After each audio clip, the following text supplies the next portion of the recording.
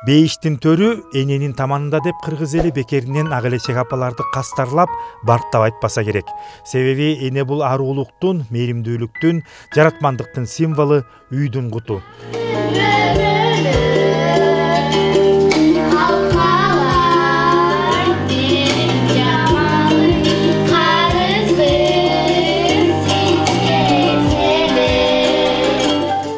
Гүлназ Шаботоева Ысык Ата районуна караштуу азыркы Алиаскар Токтоналиев мурдагы Эпкин айылынын ардактуу атуулуу эң улуу адамы. Быйыл апабыз 95-чи жазын көрүп турган учуру. Ушундай кадырлуу карылыктын күндөрүн көрүп турса дагы биздин каарман жаш кезинде кыймылыттың акыл эси тунук. Азырда үй турмушун келиндеринен кем эмес жараша кылган адаты калбаган ардактуу чоң эне. Анын айтымында ден соолугунун жайында болушунун бирден бир башкы себеби кенедейинен жумуштан качпай, талыкпай эмгектенүүсүндө. Суагында мен бала болуп чоңойгон эле тиги эми болуп калды, согуш чыгып калды. Согушта орок ордук, машак тердик, молотилка бастык, комбайн орок менен буудай ордук. Анан беде сугардык, тоого барып эме чаптык, чөп. Ушундай оор жумуштарды жасадык. Анан эме болуп тиги балдардын баары аскерге кетип калып эч ким жок. Биз өгүз араба өгүздү сокко кылып кошуп жер айдадык. Өгүзгө иймип алып, жетелеп алып. Анан ошондой жумуштардын баарын кылдык. Араба менен кантка эме ташыдык, буудай бышканда.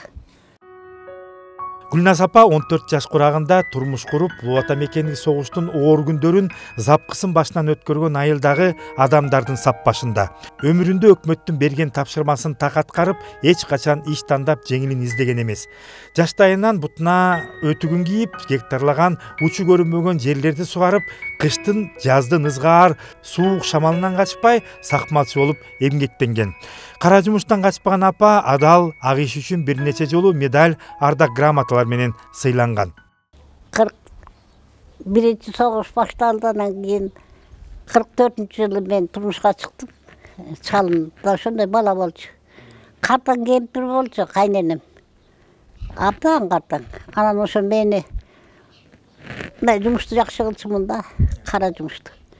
Ошону жакшы кылат деп ала ачып алган. Ошо менен жашап калдык, ушул күнгө чейин 95ке чыкканчы. Ал өлүп калды, мен жүрөм. Эки эле бала төрөдүм. Экөө. Анан кийин ошо балдардан тараган чөбөрөлөр 30 экен.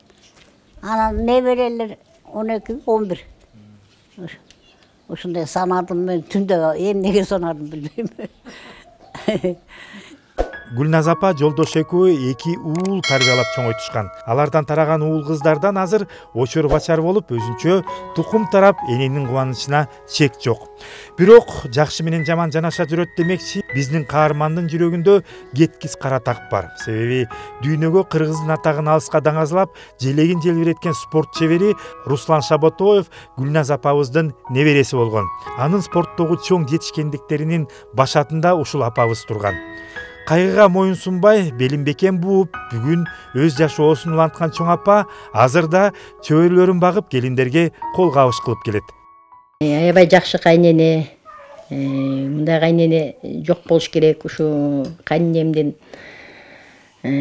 аркасынан далай-далай жакшылыктарга жетишип, далай-далай ийгиликтерге жетишип, ушунун батасын алып, бата менен эл көрөт, жамгыр менен жер көгөрөт дегендей, ушу апамдын батасы менен азыр Кудайга шүгүрбүз, бала чакалуубуз, балдарыбыз, кыздарыбыз турмушка чыгып, келин алып, неберели болуп калдык. Чындыгында азыр республикада Гүлназ Шаботоевадай ак элечек апаларыбыздын саны көп калбаса керек. Ошол себептен жергиликтүү бийлик өкүлдөрү 95 жашка чыгып, өмүрүн өлкөсүнүн келечеги үчүн арнап, талыкпай таза эмгектенген ата-апаларыбызга өзгөчө мамиле түзүп, ар тараптан жардамын берсе жакшы болмок. Ал эми биздин чыгармачылык топ Гүлназ апабызга бир гана ден соолук каалап кетмекчибиз. Kırgız elinin bari aman bolsun. Анан балдар өссүн, өлүксүн, менин жашыма жетсин, 95-ке чыксын айла. Баары жакшы болсун. Бала бакырасы аман болсун, эл журт аман, тынччылык болсун. Эч качан мындай жаманчылык болбосун. Түз көргөндү көрбөсүн. Мурат Жолукеев, Күмүш Куттубеков, СТВ.